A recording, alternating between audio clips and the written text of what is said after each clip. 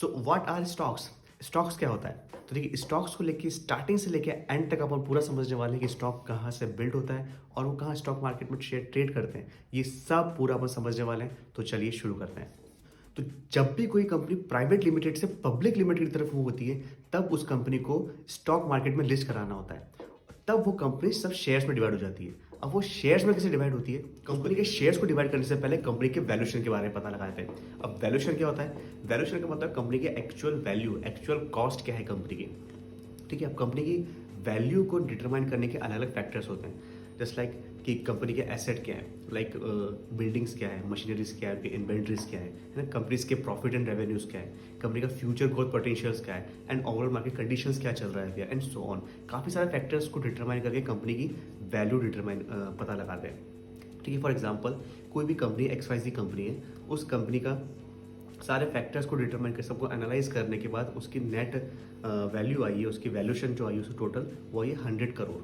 ठीक है, तो देन उस 100 करोड़ के ऊपर शेयर्स डिस्ट्रीब्यूट होंगे, उस 100 करोड़ के बेसिस पे शेयर प्राइस डिस्ट्रीब्यूट होगा।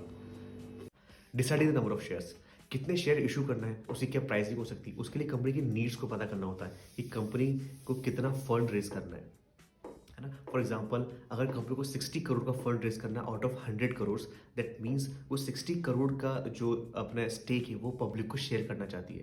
देन उस 60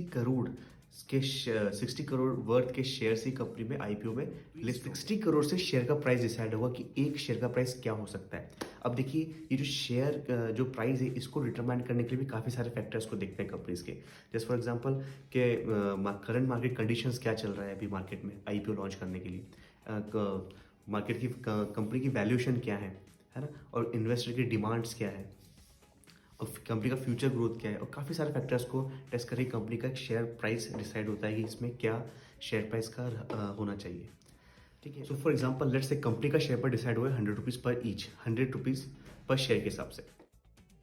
अब देखिए, जब भी कंपनी का शेयर पर डिसाइड हो जाता है, देन उसके बाद कैलकुलेट किया जाता है कि कंपनी ने कितने शेयर इशू किए हैं पब्लिक्स के लिए। ठीक है, तो इस चीज़ को कैलकुलेट करने का एक फॉर्मूला होता है, उसको वो फॉर्मूला होता है कैपिटल रेज डिवाइडेड बाय पर शेयर, प्राइस पर शेयर। तो अपने इस एग्जांपल में 60 करोड़ रुपीस कंपनी को रेज करना थे, एंड इसका कंपनी ने लेट से प्राइस डिसाइड किया 100 रुपीज़ पर ईच, तो that means 60 lakh shares company issue करने वाली है फॉर पब्लिक के लिए।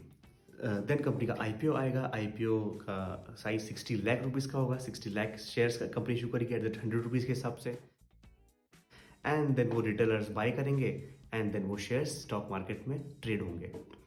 ठीक है, तो ठीक है, इस एक वीडियो से शायद आपका शेयर कैसे आता है वो आपको समझ में आ गया होगा, एंड इवन IPO का कॉन्सेप्ट भी आपको समझ में आ गया कि IPO कैसे लॉन्च होता है।